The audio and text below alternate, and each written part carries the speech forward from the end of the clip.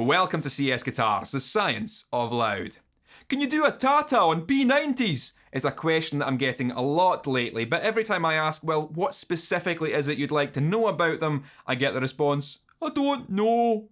As unhelpful as that is, I can only think that people are so alien to the concept that they can't quantify what they don't know, which has left me no choice but to wind a couple of P90s for myself, show you exactly what they're made from, what they sound like, and I'll give you a little bit of history so you can understand this seemingly elusive pickup. The year is 1952. Gibson are collaborating with musician and inventor Les Paul to create a brand new solid body electric guitar to rival Fender's Telecaster. This new high-quality instrument would need pickups that sounded louder, thicker and fuller than the competition's twangy little single coils. Gibson opted for a pickup design that they had developed a few years earlier to replace the early blade single coils on their ES 150 models. This new pickup was the P90, a squatter, wider coil wound to significantly higher inductance, giving it a more powerful output and a darker sound. The earliest versions of the P90 were quite inconsistent, varying greatly in output due to different numbers of turns on the coils and different magnet strengths.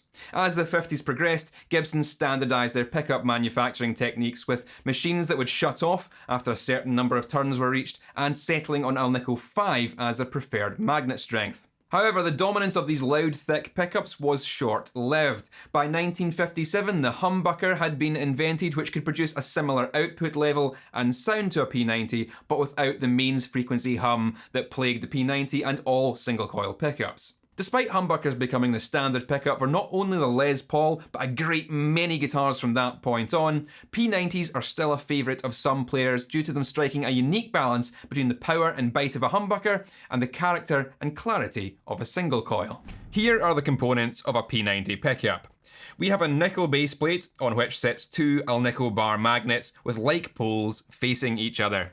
The steel spacer between the magnets, which will retain the pole piece screws, prevents the magnets repelling each other. A squat, wide plastic bobbin sits on top. Onto this is wound thin enamelled copper wire, approximately 10,000 turns of it, equating to a coil with DC resistance somewhere in the region of 8 kiloohms and an induction of 7.5 henries. These P90 kits were kindly supplied by Alegree.co.uk for this video. They have a plethora of different pickup winding kits at really good prices, as well as their own fully wound pickups if you'd rather someone else did the hard work for you. If you fancy having a go at winding your own P90, check out the link in the description for Alegree.co.uk. When wound, a P90 is a powerful single coil pickup. The bobbin dimensions, inductance and high wind count make this sound much different from Fender Tele and Strat coils. It's a darker, fuller sounding pickup, but with a lot of clarity and character associated with single coils. It's a coil that generally cleans up well when backing down the volume control and has enough inherent output to start driving clean channels into breakup. They get raunchy under distortion too, but just like all single coils, they are susceptible to 50 or 60 Hz hum from lights and power sources throwing out mains frequency EMI. The plastic cover which encapsulates the finished coil can be one of two shapes which dictate the most common nicknames for these pickups. The Soapbar, which looks like a bar of soap, particularly when in this cream colour. These have screws that pass through the bobbin, mounting the pickup directly to the instrument. It's worth noting that the term Soapbar, while originally used to describe this fashion of P90s, no longer has that exclusive meaning. Many entirely encapsulated pickups, particularly active bass pickups with no visible pole pieces, can be referred to as soap bars. The dog ear, a wider cover with ear-like tabs on the side for mounting screws. These also have a slightly different base plate to accommodate the ears. These are more likely to be found on hollow body electric guitars, as this mounting arrangement is more practical for a hollow instrument.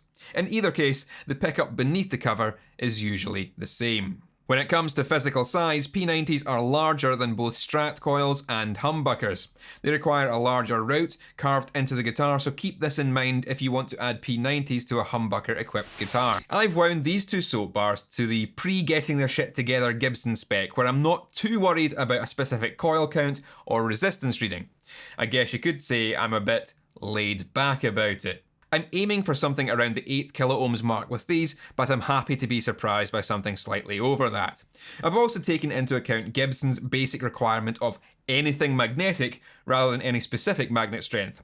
I've chosen Alnico 4 and Alnico 2 rather than the standard Alnico 5s all round. I was originally planning on putting the 4s in the bridge and the 2s in the neck, but I thought, why not mix them so I've got one of each per pickup? It's entirely possible, if not highly probable, that the earliest soap bars mixed magnets of different strengths, so I'm going to try that and see how it sounds. These are wax potted, of course. Single coils will be noisy enough without unwanted microphonics. P90s particularly will generate feedback in close proximity to the amp even when properly potted, so I don't want to further add to this with any loose coils that are able to move around. These test out on the digital multimeter to be just above 8K in the neck and round about 9.5K in the bridge. So a little hotter than anticipated, but not out with the realms of possibility for an early 50s P90. Some of those were clocking in above 9K too. I'll be installing them with their cream covers into my Friedman Vintage T for testing. This colour combination doesn't make any sense, but it'll be visually apparent for the purposes of this video. The pickups coming out of here are Friedman P90s, and they'll be going back in again after I've tested this cream set. Unless, of course, I end up liking the cream set better.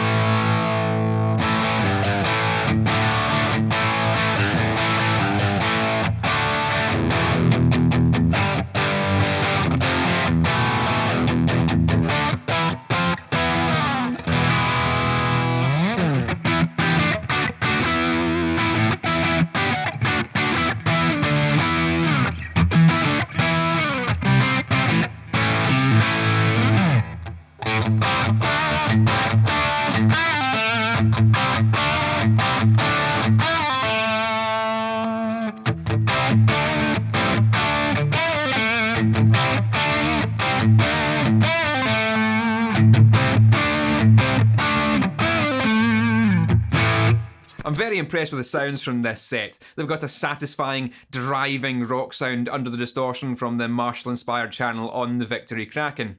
Richly detailed, but with a mellowness in those high frequencies that just rounds off the sound and prevents it becoming too piercing. The bridge pickup has a quackiness that counterbalances nicely the much warmer and softer sounding neck pickup. The middle position has these two pickups working in a humbucking configuration due to the neck pickup being wound, reverse polarity with respect to the bridge adds an extra piece of functionality to this instrument. I really do enjoy the way these clean up with the volume and tone controls, allows me to go from a detailed single coil style sound to a thick saturated rock sound to rival a humbucker with the tiniest turn of the knobs.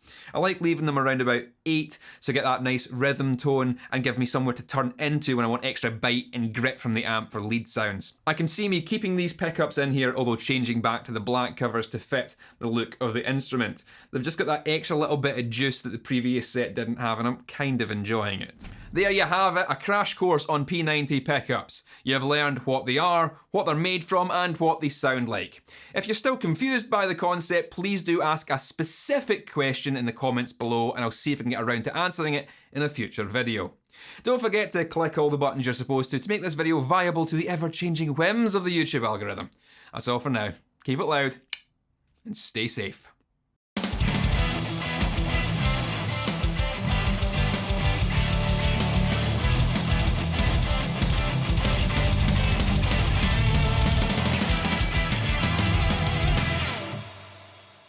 It's one of these things!